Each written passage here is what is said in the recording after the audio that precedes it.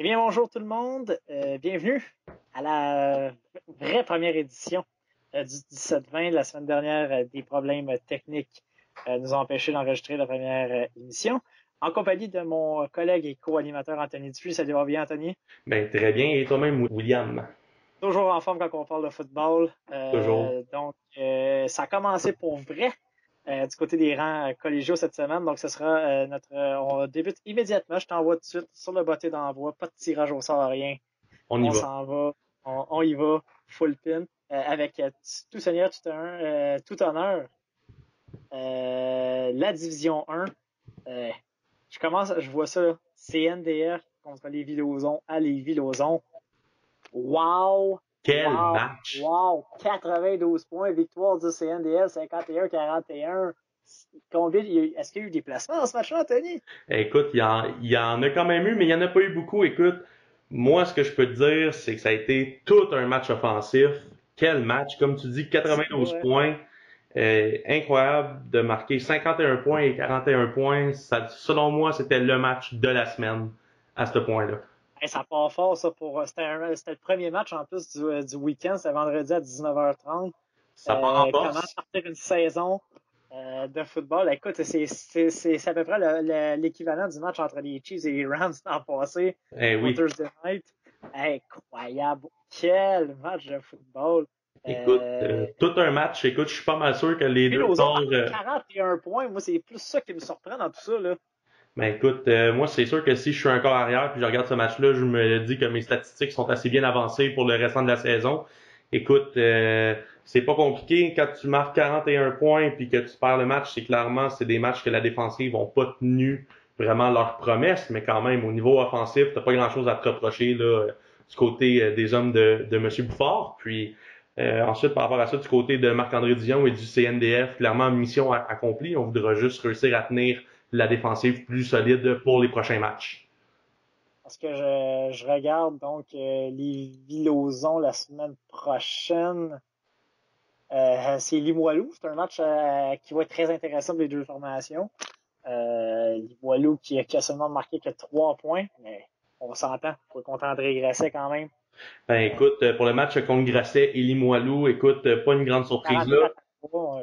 Ouais, la seule chose qui est plus surprenante dans ce match-là, c'est le corps arrière Jonathan Sénécal qui s'est blessé au genou. Blessé. Il est blessé sérieusement au genou. On parle que sa saison serait terminée, ligament croisé antérieur qu'on parle, c'est à confirmer cette semaine. Écoute, Ça, juste avant qu'on continue. honnêtement, là, nous, on a tous les deux placé Grasset comme équipe Numéro numéro un, un. presque comme équipe intouchable. Là, la Ben, blessure de Sénécal peut venir jouer, là. Parce que quand même, là, Grasset déjà un test la semaine prochaine contre Lennoxville qui s'est fait. c'est pas Parle compliqué, pas, William. on Écoute, va en c'est parler c'est après, pas là. compliqué. T'as Grasset qui était placé numéro un, qui a l'équipe pour tout gagner encore une fois avec Jonathan Sénécal, vraiment qui tient les rênes de cette équipe. Si il est pour s'absenter, parce que c'est pas officiel encore, mais on parlerait d'une blessure sérieuse. Écoute, s'il était pour pas pouvoir jouer pour cette saison, ça viendrait compliquer grandement la tâche à Grasset car tu peux pas remplacer un joueur de ce calibre-là qui est le meilleur corps arrière à sortir au Québec. Si c'est pas meilleur que Hugo Richard dans les dernières années, vraiment, il va falloir que Grasset démontre qu'ils ont la profondeur et l'équipe au complet pour aller gagner plus de matchs durant cette année, à confirmer pour la blessure au genou, mais quand même, tout un dur coup pour Grasset. Ça l'ouvre la porte à beaucoup de monde comme Garneau et CVM pour la fin de la saison. Je dirais pas juste une grosse perte pour Grasset, je dirais une grosse perte pour la Ligue parce que Jonathan Sénécal est incroyablement cool à voir jouer sur un terrain de football. Quel Comment il joueur! dirige son attaque, comment Aucun il doute, quel parle à joueur! ses joueurs. Pour toi qui est un ancien joueur de ligne à l'attaque, communique beaucoup avec ses joueurs de ligne à l'attaque. C'est toujours le fun de voir un corps arrière qui prend le soin de donner des directives à des joueurs de ligne à l'attaque. Mais quel dur coup! Une chance c'était à Limoilou, honnêtement, en fin de semaine, sans rien enlever au Titan de Limoilou, qui vont batailler pour une mise en série, on le sait. Mais écoute, je suis pas sûr que si c'était le vieux Montréal, que Grasset gagnait ce match-là. Parlons-en donc du vieux Montréal contre le champion de Knoxville. Écoute, Je pensais que c'était une erreur. Non! non, non, il n'y a pas d'erreur là. Massacre! Ton ami Max 50, Dupuis 54 doit... à 0 pour les Spartiates du Vieux-Montréal. Les hommes de coach Sagesse ont littéralement débarqué à Lennoxville, le couteau entre les dents. Et Anthony, j'ai regardé un peu les séquences du match. Le CVM discipliné, comme je l'avais dit.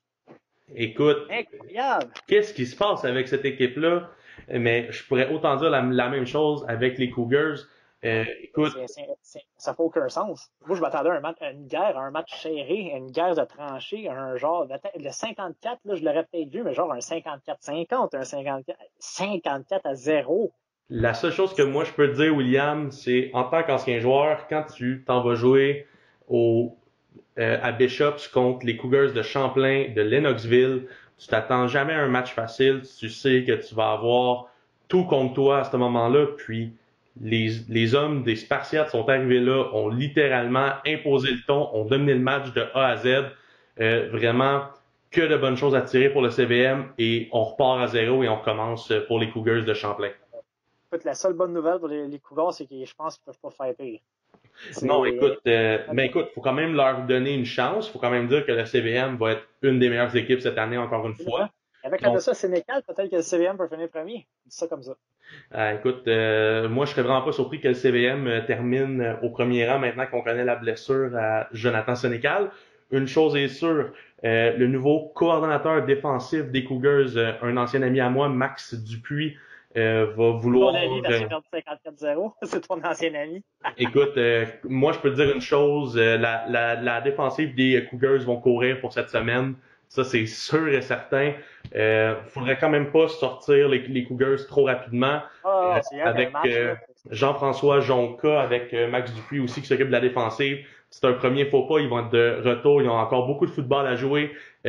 Mais c'est un peu tôt dans la saison pour avoir, comme on dit, un wake-up call. Mais faut jamais tasser cette équipe-là hors des séries avant que les séries sont pas commencées. Moi, je suis grassé la semaine prochaine. Je prends pas Lennoxville à la légère. Ils vont arriver avec c'était un gros début de calendrier pour Lennoxville. Là. Jouer le vieux Montréal, les Grasset. Je pense que Lennox va vouloir se venger la semaine prochaine. Et avec la blessure Sénécal, là, c'est toute une chance pour Lennoxville. Oui, absolument. Ça va être à partir de ce moment-ci, tant que Jonathan Sénécal n'est pas sur un terrain de football pour Grasset, je crois que n'importe quelle équipe est à la portée de Grasset. Faut quand même pas oublier une chose. Le Phoenix de André Grasset cette année reste une puissance, reste une équipe avec le plus de profondeur. Donc, ils vont être en série, mais comment, pourquoi? C'est à voir, c'est à suivre cette année de voir comment ils vont réagir avec ce premier coup pour la saison. Un autre bon match qui a eu lieu, Garneau contre Vanier. Garneau qui l'emporte 20-14. Autre, là aussi, les deux carrières blessés. William Vandelac du côté de Vanier, Blais du côté de Garneau. J'ai rencontré Anthony Boire samedi soir.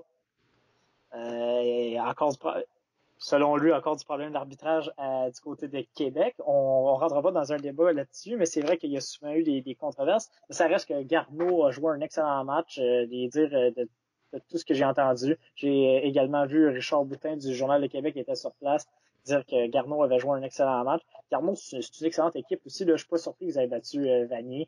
Garneau va batailler. Même si je les ai peut-être placés un peu plus bas dans le classement, c'est une équipe qu'on a dit, s'ils gagnaient un match comme ça, elle pouvait monter. Et ils l'ont fait déjà en début de saison.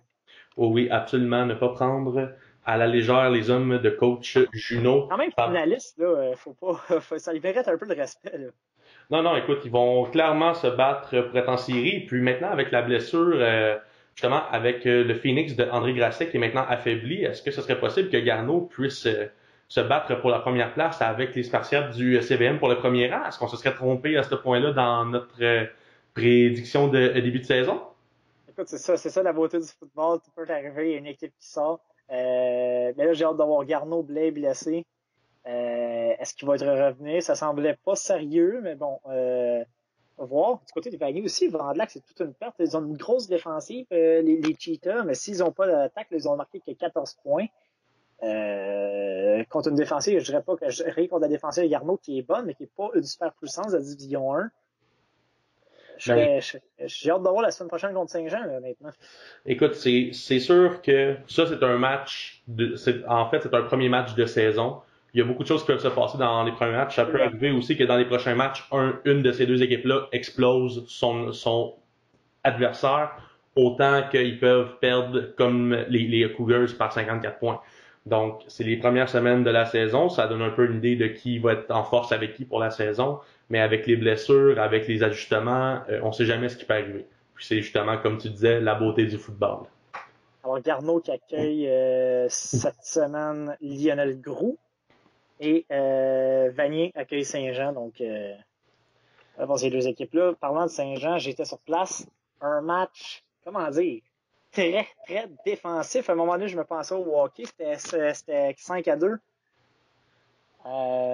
Écoute, deux équipes défensives. Les Géants qui ont manqué beaucoup de punch. En deuxième demi, ça a été pathétique. Les Géants qui ont marqué que 2 points en deuxième demi.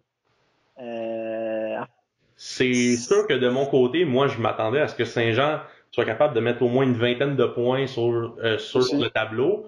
Facilement, ils ont les ressources pour le faire. Écoute, 9 points, c'est sûr qu'il faut donner du crédit aussi aux Nordiques, qui ont quand même... Qui a toujours été une excellente défensive. Lionel Groux, honnêtement, a joué un match typique Lionel Groux en Division 1, un match défensif. On a été agressif, on a été très bon contre le jeu au sol. La ligne à l'attaque des Géants commence à en avoir plein les bras. On a ébranlé Cassati. Rapidement dans le match. Rapidement dans le match. Je me rappelle donc du toucher de sûreté au deuxième quart où je pensais que Cassati ne se relèverait pas, là, s'est fait frapper solidement dans la zone début. On a eu beaucoup de problèmes du côté de l'attaque des Géants, honnêtement. On a changé de joueur de centre en deuxième demi. Les remises étaient hautes, trop basses. Ça a été difficile. Mais les hommes d'Éric Marie en attaque, en deuxième demi, on commençait à pousser. Mais on s'est toujours sorti soit avec un revirement ou avec un placement, entre autres, où on n'a pas été capable de concrétiser dans la zone payante. Et le seul touché du match, touché défensif. Quel jeu de Nicolas Lessard, par contre, honnêtement, qui a joué un match spectaculaire. Au-delà des fois du joueur qui peut, sans dire être prétentieux, quel match il a connu. À 1 contre 1, ça n'a jamais passé de son côté. Cette interception-là, écoute, ramené pour 51 verges dans la zone des buts en évitant 4-5 plaqués ensuite filés. C'est de toute beauté. Oui, on voit 9-7, on dit peut-être que le match était plate. Le match n'a pas été plate. Ça a été un bon match. C'est fun des fois de voir des défensives de se signaler. Il y a eu des gros sacs du score, des gros revirements, des fourth downs, des quatrièmes essais arrêtés. Bien aimé ça. C'est sûr que du côté des Géants, on a encore à peaufiner l'attaque. Du côté de Lionel Groux, je pense qu'on a essayé de faire notre possible. Là, on joue Garneau, qui est une excellente attaque. C'est là qu'on va voir vraiment la puissance de cette défensive de Lionel Groux, qui, selon moi, le seul moyen où il pourrait vraiment accéder aux séries, c'est la défensive. Mais il va falloir que Lionel Groux donne quand même une quinzaine, vingtaine de points à la défensive si elle veut espérer gagner des matchs cette année. Donc, je pense que ça fait pas mal le tour pour la Division 1. Ouais. Je te lance, vas-y avec la Division 3, parce que Division 2, rappel, il n'y avait pas de match. Ça commence cette semaine, je crois, avec tes deux entraîneurs, Nick Melsbach et Marc Loranger. Oui, justement. Donc, comme on avait parlé, deux mentors à moi, si c'est un match que j'aurais pu assister puis aller en Beauce pour voir ça, ça m'aurait fait plaisir d'aller voir ça, mais malheureusement, je pourrais pas parce que Beauce est un petit peu loin de Saint-Jean-sur-Richelieu. Mais par contre, un peu plus proche de nous, vraiment plus proche, on avait deux rencontres en Division 3. Donc, Deux bons matchs, là. Oui, quand même. Donc, on a eu le premier match entre les lauréats du cégep de Saint-Hyacinthe qui l'ont remporté 38-25 contre les Triades de la Nodière. Donc, quand même, un très bon match de la part des deux équipes. On voit clairement que les lauréats vont être vraiment à prendre au sérieux cette année, comme on avait dit, qu'ils finiraient premier en Division 3. Alexander Fox, quand même, ne doit pas être déçu de son premier match comme entraîneur-chef. Je pense que 25 points pour la Nodière contre Saint-Hyacinthe, c'est quand même intéressant. Oui, c'est intéressant, mais comment est-ce que je connais Seb Deschamps qui est l'entraîneur et avec Alexander Fox, il devait avoir une petite gageure entre les deux après le match pour qu'il payait la bière. Ça, je suis pas mal sûr de ça. Une chose est sûre, moi je peux dire une chose, un compétiteur comme Alexander Fox va prendre beaucoup de cette défaite-là pour motiver les gars pour la fin de la saison. Faut pas oublier que l'année dernière, les Indiens du collège de Huntsic avaient commencé la saison à 0-2 pour se faufiler jusqu'en première place avec 6-2 et aller jusqu'au bol d'or. Donc, c'est la preuve comme quoi c'est jamais fini tant que c'est pas fini. Puis, c'est ça. Donc, c'est pas fini. Je parlais d'Alexander Fox. Il va être content. Déjà une semaine de congé. C'est eux qui sont en bye week cette semaine. Donc, il va avoir encore plus de temps pour apprivoiser son deuxième match, qui sera contre Drummondville. Ce sera l'ouverture locale pour les Triades le 7 septembre. Donc, ensuite, pour continuer avec le deuxième match qui était présenté en Division 3 en fin de semaine, le Cégep de Saint-Jérôme rendait visite aux voltigeurs du Cégep de Drummondville.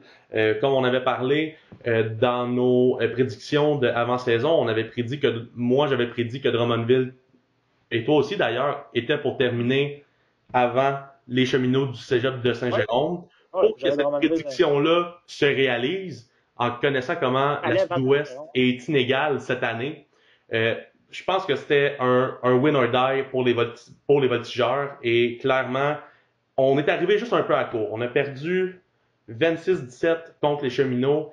Et puis, comme c'est la preuve comme quoi que le Cégep de Drummondville est sur la bonne voie, car l'année dernière avait perdu par plus de 30 points contre les cheminots. Donc, on voit qu'il y a une progression. Mais quand même, je crois que c'était un match que les voltigeurs se devaient de gagner pour espérer aller en série. Maintenant, ils viennent de se compliquer la tâche pour la fin de la saison.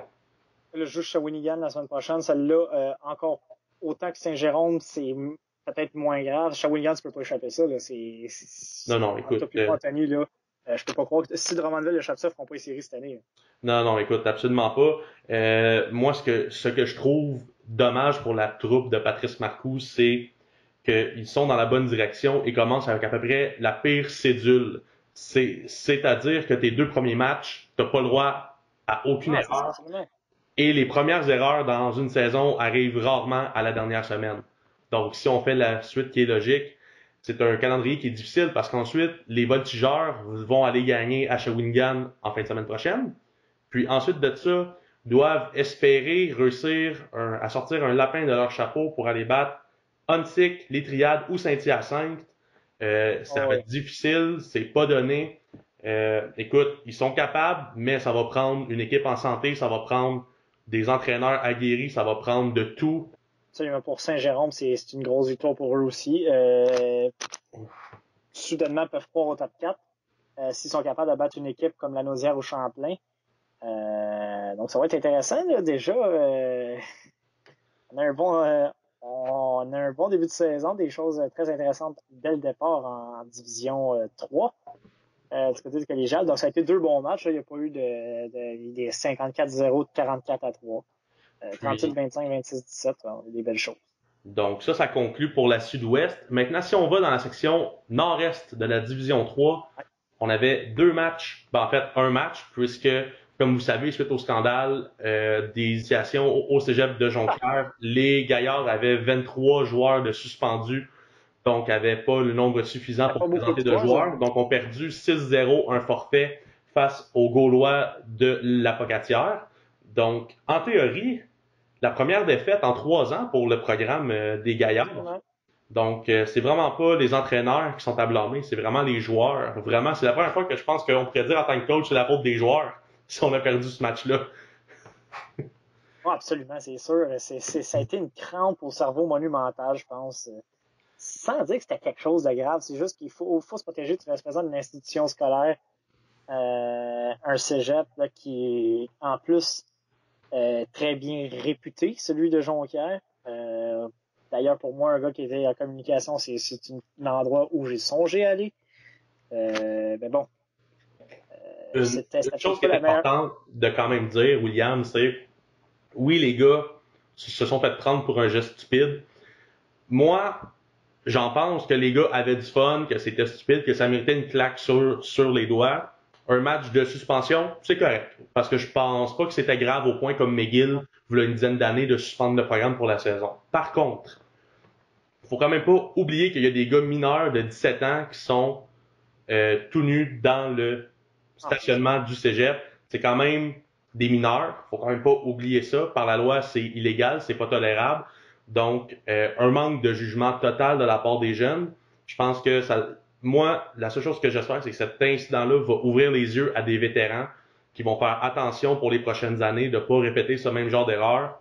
Puis, si les gars, vous voulez avoir du fun, allez faire ça à huis clos. Faites pas ça en dehors sur le terrain du cégep. C'est indécent, c'est inacceptable. Bon, maintenant que c'est fait, les Gaillards, sont moi, vont quand même finir premier pour cette année. Oh, C'est moi, une erreur de parcours. je suis pas surpris. C'est une bonne nouvelle qu'il ait perdu contre la Pocasa. Je pense pas que la Pocasa va batailler la première place avec eux autres. Là. Je pense pas que... Non, absolument pas. Donc ça clôt ce match-là. Ensuite, dans le deuxième match, on avait euh, les Vulcains du cégep de Victoriaville qui affrontaient les Cougars du cégep de Chicoutimi. Très Écoute, surpris du score. moi, la première surprise, parce que pour moi, les hommes de Nick Menachi à Chicoutimi devaient gagner ce match-là. J'avais dit qu'ils battraient les Vulcains pour ce match-là. Surprise, les Vulcains sortent 50 points. Donc, gros match offensif des Vulcains. Puis, écoute, vraiment, là, c'est une surprise pour moi. Moi, je me serais attendu à un match plus serré, autour des 20 points dans les deux équipes, une victoire des Cougars, mais clairement, je pense que les Vulcains vont être à prendre très au sérieux cette année. J'en avais parlé juste avant d'entrer en nombre, mais en fait aussi la semaine dernière. Donc, ce qu'on avait avant nos problèmes techniques. Je pense que Stéphane Riva fait un travail colossal. Et là, écoute, je pense que c'est un statement qu'on a envoyé quand même là, de battre Chicoutimi par 23 points. Écoute, j'ai vu les photos du match, puis c'était plein à craquer encore à Victoriaville. Je suis sûr que la foule a eu un impact. Autant qu'il y avait 1660 personnes pour les géants au match d'ouverture, autant qu'à Victoriaville, ça avait l'air plein. Gagné par 23 points. Quand j'ai vu ce score-là, j'étais surpris que ça finisse par 23 points. Victoriaville a gagné à la limite, je suis pas surpris. 23 points, il y a quelqu'un qui va m'expliquer quelque chose à quelque part. Ben, moi, j'ai une belle explication pour toi. On a joué l'année dernière, il y a des vétérans qui sont revenus. On affronte dans la même division que Champlain, que Saint-Hyacinthe, que Huntsic et les Triades.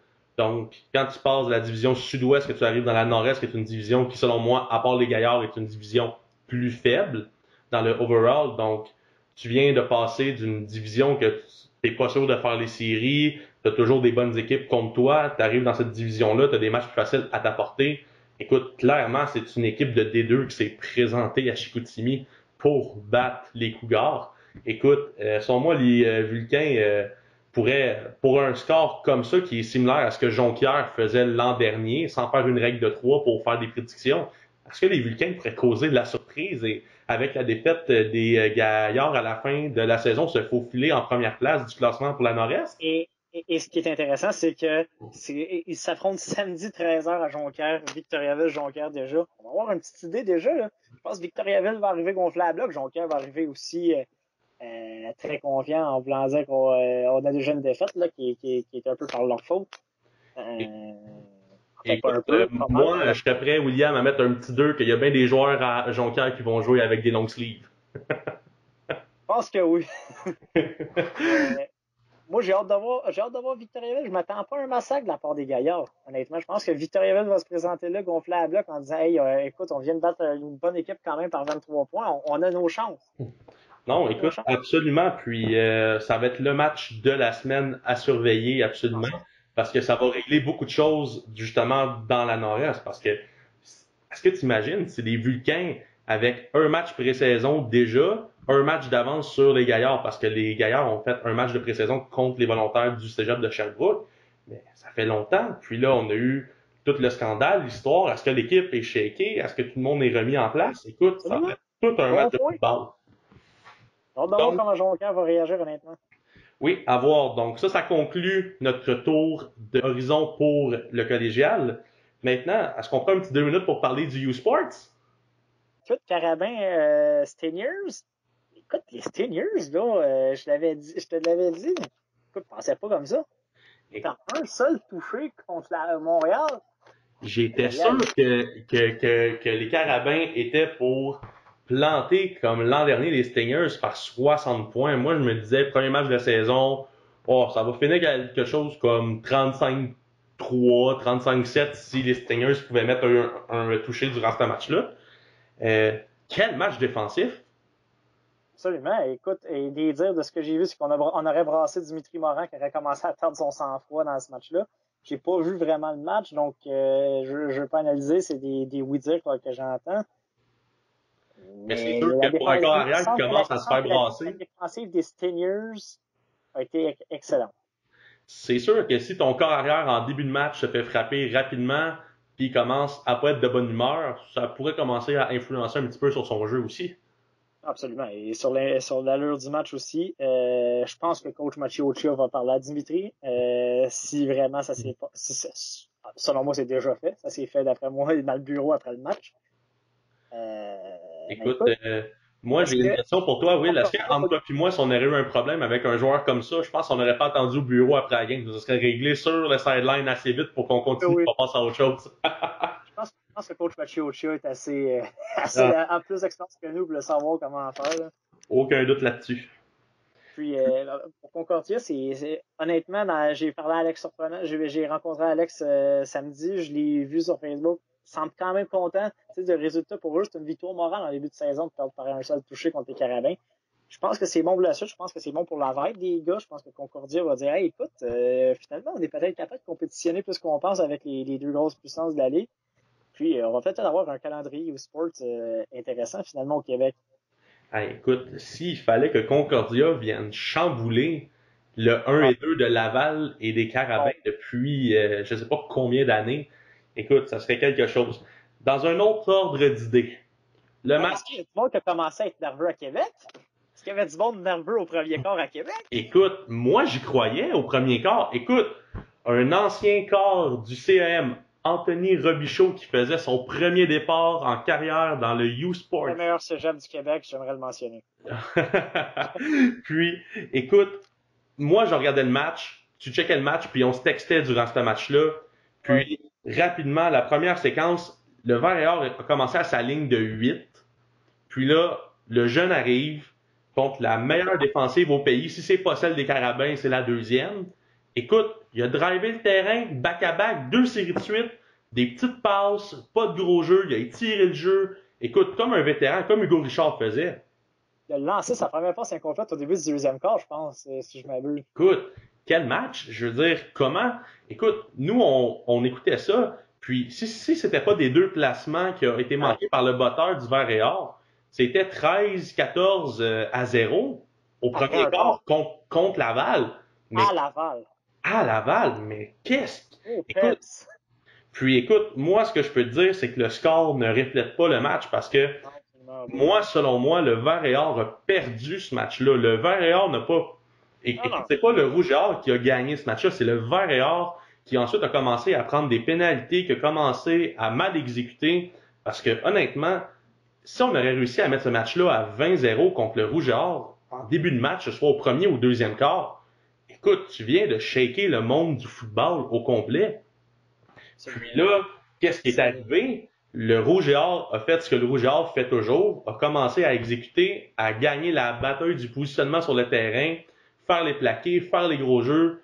Samuel Chénard a Les commencé. revirements dans le territoire du Varéor, ça fait mal aussi.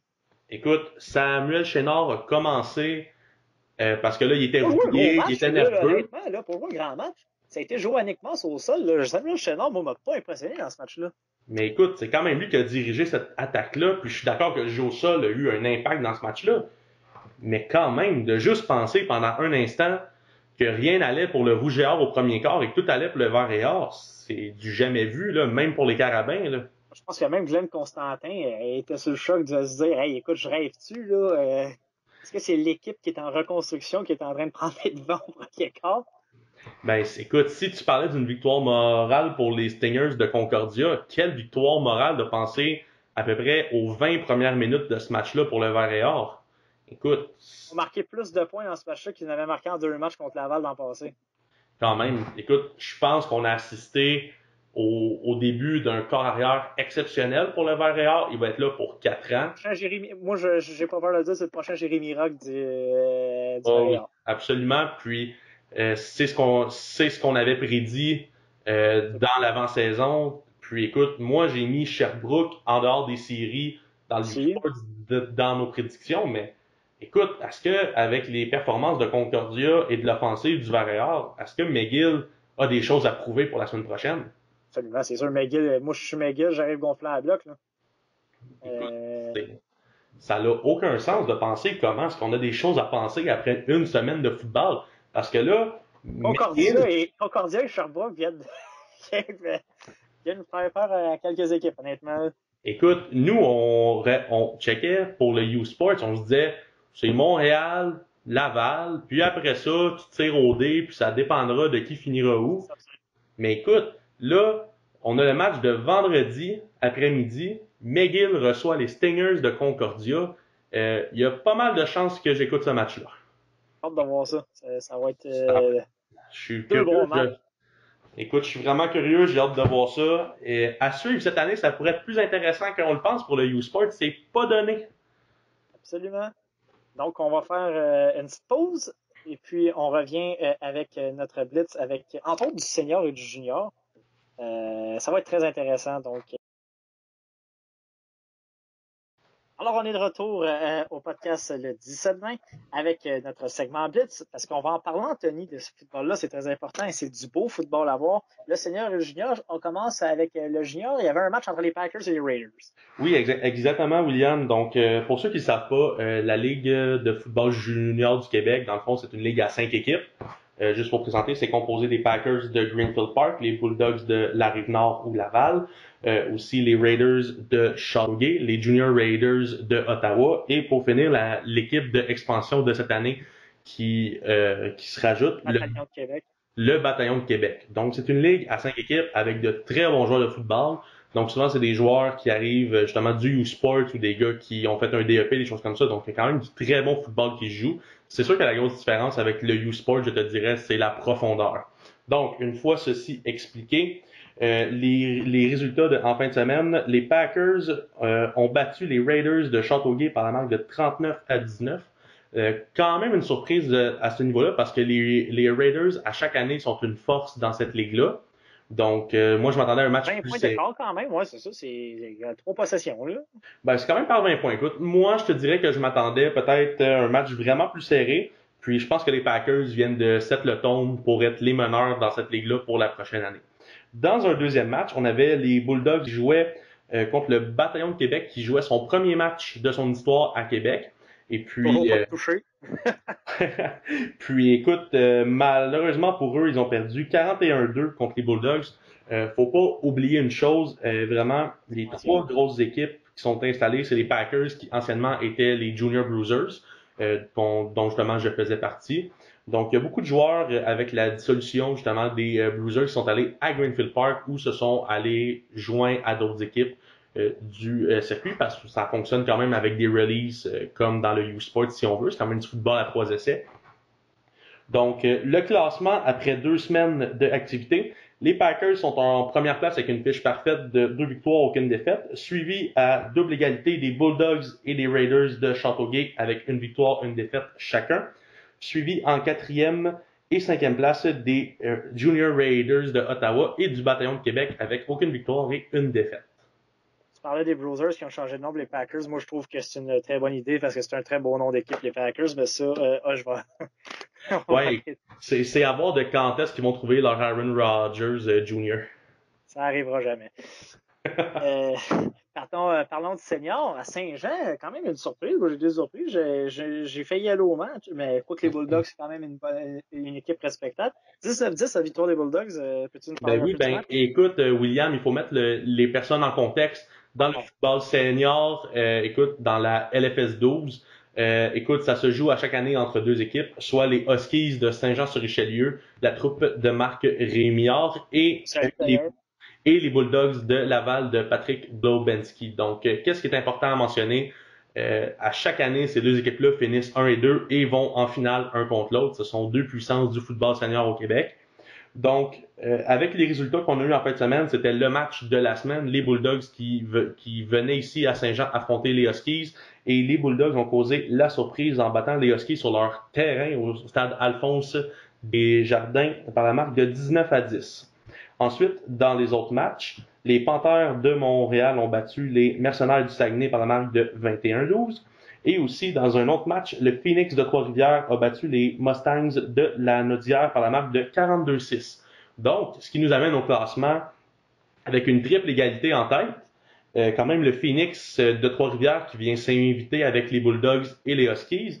Donc, officiellement en première place, les Bulldogs avec une fiche de 3-1, suivi par les Huskies et les Phoenix aussi à 3-1. En quatrième place, on retrouve les Panthères de Montréal avec une fiche de 2 victoires et 2 défaites. Puis en cinquième place, on retrouve les Mercenaires du Saguenay avec une fiche de 1 victoire, 3 défaites. Et pour les Mustangs de la Nodière en sixième et dernière place, qui attendent toujours leur première victoire, aucune victoire en 4 matchs. Finalement, avec les résultats qu'on voit, le classement après 4 matchs, on risque peut-être d'avoir une saison intéressante du côté du football senior, honnêtement, là, avec 3 équipes à 3-1, ça va être très, très, très serré. Avec les Bulldogs qui viennent causer la surprise. Ben écoute, moi, cette ligue-là me fait vraiment penser au RSEQ Québec dans le CIS il y a quelques années, avec l'Université Bishop dont je faisais partie. Et je m'explique que les Bulldogs et les Huskies sont toujours premiers et deux, un peu comme les Carabins et le Rouge et Or. Ensuite, tu as une lutte à 3 entre le Phoenix Panther mercenaire qui serait entre Concordia, Kay McGill et le Vert et Or. Et en dernier, ben t'aurais Bishop avec l'air, mais encore là, c'est du senior, tout peut arriver dans le senior, puis c'est une première année, une deuxième année pour cette équipe-là, donc faut pas oublier qu'ils sont en train de bâtir leur base pour les prochaines années. Puis sur la Rive-Nord, où il y avait aussi les Braves aussi qui faisaient partie, donc il y a de très bons joueurs seniors sur la Rive-Nord. Écoute, faut jamais les laisser pour compte. Alors voilà, ça c'était les résultats juniors et seniors. En terminant, Anthony, est-ce qu'il y a une des équipes qui va causer la surprise en U-Sport cette semaine? Écoute, dans le U-Sport cette semaine, comme on parlait, écoute, les seuls matchs que moi je vois qui sont intéressants, là, ben, en fait, les deux matchs sont présentés, c'est McGill qui reçoit les Stingers et Montréal qui reçoit le Vert de Sherbrooke. Si le Vert sort un autre match, un début de match explosif, que l'offensive va bien puis qu'on commet moins d'erreurs et de revirements, on pourrait assister à un autre match de 10-3 en faveur des Carabins ou peut-être une surprise, le Vert qui pourrait battre les Carabins. Mais écoute, je suis très sceptique par rapport à ça. Mais à voir comment est-ce que le Vert a débuté son match en fin de semaine passée au PEPS. Si cette équipe-là peut jouer comme ça pendant 60 minutes, ils sont très dangereux. Ensuite, le match entre McGill et Concordia. Écoute, la défensive de Concordia a prouvé qu'elle est capable de donner 10 points aux Carabins. Donc, l'offensive de McGill a beaucoup de choses à prouver. Mais c'est après ce match-là, on va pouvoir commencer à classer un peu l'état des forces parce qu'il ne faut pas oublier que McGill, en théorie, serait la troisième équipe. En théorie, dans mon classement. Là, on va voir qu'est-ce que l'attaque des Stingers avec nouveau coordonnateur offensif, Monsieur Surprenant, vont pouvoir faire. Dans un match contre McGill, une équipe qui est plus, je dirais, de leur taille là, à ce niveau-là. En division 1, quand même, des matchs intéressants. Lennox-Grasset, ta prédiction? Écoute, moi, c'est sûr que j'y vais pour Grasset, même si le corps arrière est blessé. Moi, je m'attends. Ça va être plus serré. Oh, ouais, là, Lennox va se présenter. Ouais, là, Lennox, ils ont le wake-up call. Ça va être tout un match de football à voir. J'ai hâte d'avoir le résultat de cette partie-là. Je veux attirer ton attention sur le match qui, selon moi, va être un baromètre pour la prochaine saison. Les Faucons du cégep de Lévis-Lauzon qui recevront les Titans du cégep de Limoilou. Écoute, ces deux équipes qu'on sait qui vont se battre pour une place en série, c'est un match crucial pour une de ces deux équipes-là s'ils veulent accéder aux séries. La bonne nouvelle, l'équipe qui va perdre ce match-là va avoir encore beaucoup de temps pour se reprendre. Absolument. J'avais mis les Moelleux devant les Villosons cette année. J'avais mis les Villosons bon dernier, je pense que toi aussi. Là, allez voir marquer 41 points. Je pense que je vais y aller avec les Faucons. Ah oui, tu y prends pour les Faucons en fin de semaine? Ok, ben moi je vais y aller pour par un placement. Par un placement, parfait. Moi j'y vais avec Limoilou. Moi je vais avec Limoilou par... on va y aller par 10 points. Je suis plus confiant. Saint-Jean au Vanier. Écoute, c'est sûr que le Vanier va rebondir. Écoute, moi j'aime bien les Cheetahs, j'aime bien leur équipe. Écoute, leur défensive est excellente. Écoute, moi j'y vais avec les Cheetahs par 6 points. Je vais y aller avec mon cœur Saint-Jean par un touché. Par un touché. Puis l'autre match, Garneau-Lionel Groux. Je vais y aller avec Garneau par 2 possessions. Écoute, je pense que Garneau devrait être capable de gagner ce match-là. Mais écoute, si Lionel Groux sortirait avec la victoire, ça serait pas une mauvaise décision non plus. Mais je vais y aller avec Garneau avec la tête. S'ils jouent le même match qu'ils ont joué contre, comme je le mentionnais, les Géants de Saint-Jean, avec Dérange de carrière, on met beaucoup de pression, on joue des défensives serrées, on a joué beaucoup de défensives de zone aussi. On parlerait peut-être embêter Garneau, qui est une équipe qui On pas souvent de la défensive de zone, honnêtement. Non, mais écoute, quand t'as des athlètes, t'as pas tant besoin de ça. Absolument. Et pour Puis, terminer, juste pour le fun, notre cégep, Édouard Montpetit contre oh, attends un peu, Léo William, Saint-Pierre. est-ce qu'il fait un match? Il y a le CVM contre le CNDF aussi. Absolument. Je vois que le CVM, là, je pense que Écoute, juste pour en parler, on y va avec CVM. Par combien de possessions, William? Moi, j'y vais avec 3 au moins, je vais avec le CVM par 30. par 30. Bon, je vais y Il aller a pour battu 20, moi. Je vais Lennox être plus conservateur un 54-0. peu. J'aime beaucoup Marc-André Dion comme entraîneur-chef. J'aime beaucoup le programme CNDF. Si tu as battu Lennoxville par 54 points, je veux pas voir, tu peux pas battre CNDF par 30. Ah, ça serait la Le chose qui serait football, on logique. sait jamais. Maintenant, on va y aller en Division 2. Le fameux match que tu n'arrêtes pas de me parler depuis une semaine. J'ai Les hâte. Lynx contre les Condors de Beauce. J'y vais avec Edouard par 10. Je Édouard pense que Pardis. Bose va sortir un bon match. Premier match, Marc Loranger connaît. Je pense qu'il connaît Edouard Montpetit. J'ai hâte de voir ce match-là. Ça va être très bon. Juste de valeur que le match soit pas à Edouard. Écoute, c'est un match pour moi qui est crève-cœur parce que comme je le mentionnais, c'est 2 mentors pour moi. D'un côté, j'ai Marc Loranger qui a été vraiment un mentor pour moi. D'un autre côté, j'ai Nick Melsbach qui a été aussi là pour moi quand j'étais avec le CRM en 2014. Écoute, je crois que l'équipe, si tu y vas avec l'effectif au complet, je dois y aller avec le CRM. J'avais dit par 10 points, mais je vais y aller par 6 points maintenant vu que tu as dit 10 points. Je vais prendre une autre chance. Les Condors vont sortir fort. J'ai été assisté à leur camp de printemps en Beauce au mois de mai. Puis la défensive, la ligne défensive et les linebackers sont monstrueux en Beauce. Écoute, ça va être tout un match pour la défensive de Beauce. Si ensuite on passerait au prochain Bon match. match, un peu plus facile dans la prédiction, le Noir et Or de Valleyfield contre les Filons de Thetford. Valleyfield. À Valleyfield va être intouchable. Écoute, je pense pas qu'il y a de quoi avoir un débat sur ce match-là. J'y vais avec le Noir et Or par, écoute, si je disais 3 possessions aussi tantôt. Écoute, un bon Oh, 3. Écoute, c'est plate pour les hommes à Kevin Mackey, mais Thetford va se battre pour la 7e place. Là. On s'en doute pas mal là, que ça va être ça cette année. ouais, j'ai hâte de voir ce que ça va donner. Mais écoute, on sait jamais. Il peut toujours avoir des surprises qui peuvent arriver dans cette division-là. Dans un autre ordre d'idées, on a les Diablos de Trois-Rivières Oh, qui visitent quel match! les Nomades du Cégep de Montmorency. Écoute, on a des choix à faire sur ce match-là. Là. Oh, les Trois-Rivières, c'est une équipe qui est toujours fatigante à jouer. Va finir entre 5 et 7, selon moi. Montmorency, c'est une vraie équipe de Division 2. En Division 1, ils n'avaient aucune affaire là. Écoute, Mais je vais y aller avec Trois-Rivières.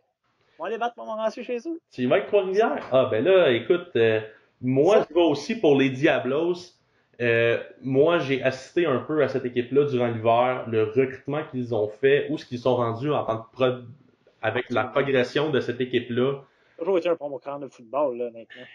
Écoute, c'est un pile ou face parce que ça va être un match serré. Pour qu'il y ait un blowout, il va falloir qu'une de ces équipes-là se présente pas. Ça, c'est un match typique de ce qu'on aime du football. Ça peut aller d'un côté comme l'autre. Tu flippes de coin, puis tu verras c'est quoi qui est le résultat. Donc, moi, j'y vais avec Trois-Rivières par 6 points. Je vais avec Trois-Rivières par un touché. Par un touché, parfait. Ce qui nous amène au dernier match de la Division 2 pour cette semaine. Écoute, les volontaires du Cégep de Sherbrooke qui reçoivent les Islanders de John Abbott. Écoute, Je vais avec John Abbott, super bonne équipe, ont plus le corps arrière, Zach Zergadis qui est parti pour Yukon. Un peu comme Edouard, comment cette équipe-là va réagir sans leur corps arrière, le corps arrière qui prend la relève, des grands souliers à chausser. Écoute, moi je vais y aller avec un premier upset cette année vraiment important. Sherbrooke? Oui, je vais y aller pour Sherbrooke, certainement. Le match intra-équipe. Volontaire, c'est un bon programme. Écoute, pour que François Laberge me parle du vert et or hors dôme par message texte, c'est ils se sont présentés avec tout un match pré-saison. Je m'attends à une première surprise cette année. Je m'attends à une victoire du Cégep de Sherbrooke par maximum 10 points contre les Islanders de John Abbott. Moi, je vais à Abbott par un placement. Moi, je pense que ça va être serré, mais je pense qu'Abbott va l'emporter à la toute fin. Je pense que l'expérience que Abbott a un peu plus que Sherbrooke va jouer en ligne de compte. Ça va être tout un match au plateau Sylvidègue. Oh oui, écoute, j'ai bien hâte de voir qu'est-ce que ça va donner. Maintenant, on peut passer en On va finir division. avec la Détroit. Là. Ouais, on y va avec la Détroit dans la sud-ouest. Écoute, on a 3 matchs de présentés. Écoute, les cheminots du cégep de Saint-Jérôme qui visitent les lauréats du cégep de Saint-Hyacinthe, je crois qu'il n'y a pas de surprise là. Ah Je ouais. pense que les deux, on y va pour Saint-Hyacinthe par plus de 2 possessions. Au Écoute, 20 points. c'est l'équipe à battre en Division 3 cette année, les lauréats du cégep de Saint-Hyacinthe, qui malgré une défensive vraiment qui repart un nouveau cycle, je crois que cette offensive-là est à maturité. Écoute, avec Vince Boyer qui était le corps arrière substitut à Fred Leblanc l'an dernier, les receveurs sont encore là. Un très bon squad, plein de potentiel. Les Bien porteurs, dirigé. écoute, des nouveaux porteurs aussi, mais écoute, la grosse force de cette équipe-là, c'est la ligne offensive. Écoute, il y a un vétéran qui est parti sur la ligne offensive, puis c'est Jérémy Ouais, Olivier, un tackle de 6 pieds on 9 connaît dans bien. sa place sur la ligne offensive. C'est monstrueux. Cette ligne-là, c'est tous des gars de 6 pieds et plus, du 250 livres et plus. C'est une ligne que tu rêves d'avoir toujours. Donc, ça va être vraiment le squad à battre cette année. Ensuite, les électriques de Shawinigan visitent les voltigeurs de Drummondville. Écoute, si Drummondville l'emporte pas par 35 points, je vais être déçu. Écoute, moi, je m'attends une victoire du cégep de Drummondville, mais je m'attends peut-être plus par 2 possessions contre les électriques de Shawinigan. Faut pas oublier que c'est la première fois dans l'histoire du programme qu'on réussit à avoir des 3e et des 4e années à terme et en groupe. Donc, je pense que ça va être tout un défi pour la troupe à Pat Marcoux. Écoute, c'est de voir s'ils vont se relever de ce revers contre Saint-Jérôme. Oh, Écoute, oui, ça prend un blowout. Ouais, c'est peut-être que ça va être plus serré, mais Drummondville doit lancer un statement. je souhaite tellement Par 2 possessions, je vais être déçu. je souhaite tellement à Pat Marcoux de pouvoir avoir son blowout, autant que je souhaite aux électriques de Shawinigan de pouvoir sortir Ah, c'est avec sûr. une première victoire pour le programme. Ça fait du bien parce que, comme on sait, si le cégep de Alma s'est retiré à cause du manque de joueurs, écoute, le cégep de Shawinigan doit gagner un match parce qu'éventuellement, on va finir par remettre en doute l'existence de ce programme-là. Parce que C'est le la programme le plus raison pour avantageux dans laquelle la est-ce qu'on RSEQ. qu'on a instauré 3 divisions de la division 1, division 2 et la division 3, c'est pour permettre aux équipes qui ont plus de misère quand ils vont en D3 pour pouvoir jouer et espérer monter en D2 quand un cycle se termine. Là, les électriques sont dans le D3, dans le fond du classement depuis maintenant plusieurs années. Il est vraiment temps que cette équipe-là sorte vraiment des bas-fonds ou bien on va commencer à se poser beaucoup de questions. Ah, c'est sûr. Et c'est sûr que Shawinigan, c'est je dirais dans la RSEQ, le programme qui est le plus en péril là, présentement. Et puis, finalement, le dernier match dans la Sud-Ouest, les Indiens de Huntsic qui vont recevoir les Cavaliers de Champlain-Saint-Lambert. Le match de la fin de semaine à surveiller dans Ouais, la Division 3. Moi, c'est sûr que pour connaître la défensive des Indiens, moi, c'est sûr que j'y vais avec aussi. Huntsic. À voir comment l'offensive va réagir, mais je m'attends pas à ce que Saint-Lambert marque plus que 10-15 points en fin de semaine. Et moi, je pense pas qu'Antic va en marquer beaucoup non plus. Je m'attends à peut-être comme Saint-Jérôme-Drummondville, un 26-17 là, dans ces alentours-là, ça pourrait peut-être se jouer peut-être 32-17 là, au max. Ça va se finir par 15 points peut-être. Mais on devrait avoir un bon match. Ben hâte de voir, c'est sûr que c'est le match le plus intéressant si on considère que Shawinigan et Drummondville, on prend pour Drummondville quand même assez avancé sur les électriques. Donc maintenant, William, je vais attirer ton attention sur la nord-est parce que enfin, on va voir Jonquière, Victo, ça va être tout un match. J'y vais avec Jonquière par 10. contre Victoriaville juste par 10 points. Victoriaville va se présenter. Si, Victoriaville est gonflable. écoute, si on considère que l'année dernière, les Gaillards du cégep de Jonquière ont gagné tous leurs matchs avec une moyenne de plus de 35 points. L'an dernier, c'est l'an dernier. La seule victoire qu'ils ont eue qui n'était pas par 35 points, à moins que j'en oublie une contre une autre match durant la saison, c'était leur victoire en demi-finale contre les lauréats du cégep de Saint-Hyacinthe, 17-16. Clairement, c'est l'équipe à battre. Ils partent déjà avec une défaite avec l'histoire qu'on connaît. Si Victoriaville veut aspirer à finir premier, ils doivent gagner ce match-là. C'est sûr, Victoriaville va être gonflable. Là, moi, je pense qu'ils vont aller faire toute une guerre à Jonquière. Le match est web diffusé en passant, donc ça se peut que je sois devant mon ordi samedi après-midi. Avant d'aller à Vanier, d'ailleurs, où je serai samedi soir pour le match entre les Cheetahs et les Géants. Quel fan extraordinaire es-tu? Ensuite, l'autre match qui attire mon attention, c'est la Pocatière contre Rimouski. Donc, c'est de voir comment est-ce que les Pionniers vont entamer leur saison contre les Gaulois qui commencent avec une première victoire par forfait. Moi, là-dessus, je m'attends pas vraiment à la Pocatière aussi commence sa saison dans un sens parce qu'ils n'ont pas joué la semaine dernière. Donc, pour eux, c'est un premier match, même s'ils ont une victoire en poche, c'est vraiment un premier match. Donc, on s'attend à quelque chose d'intéressant de ces deux-là. Écoute, moi, je m'attends à une victoire facile de la part des Pionniers du Cégep de Rimouski. Sauf que s'il y a une équipe que tu veux pas prendre pour battu trop vite, c'est quand même les Gaulois. Je veux dire, c'est quand même une très bonne équipe avec de la profondeur, qui sont finalement sortis des bas-fonds du classement l'an dernier, qui ont eu une très bonne saison. Donc, s'il y a une équipe... Ils ont déjà battu Jonquière aussi. Puis, il faut pas oublier que les Pionniers ont perdu leur corps arrière et des joueurs de ligne qui étaient assez importants. Donc, à voir comment est-ce que la relève va faire avec les Pionniers. Puis, écoute, on va avoir des réponses justement samedi. Alors, je pense que ça fait pas mal le tour pour notre premier épisode. Juste pour vous dire qu'on vous invite à écouter une émission qu'on a enregistrée cette semaine, qu'on va mettre en ligne aussi une entrevue exclusive avec nul autre, Anthony, je peux pas croire, que Mehdi Abdesmad, pour vrai. Eddie, qui est un gars super occupé, qui est un gars qui est impliqué avec plusieurs programmes de football, a pris une petite demi-heure pour jaser avec nous autres. En fait, j'aurais pu dire un bon 45 minutes pour jaser avec nous autres. Écoute, c'est un de mes bons chums. Il a été super gentil avec nous. Écoute, il nous sponsorise aussi avec NGA, Next Generation Athlete. Donc, il nous aide beaucoup justement pour que le 17-20 existe. Donc, c'est super gentil de sa part pour son temps. Puis écoute, l'entrevue, elle va être en ligne aussi là, durant cette semaine. Donc, manquez pas ça.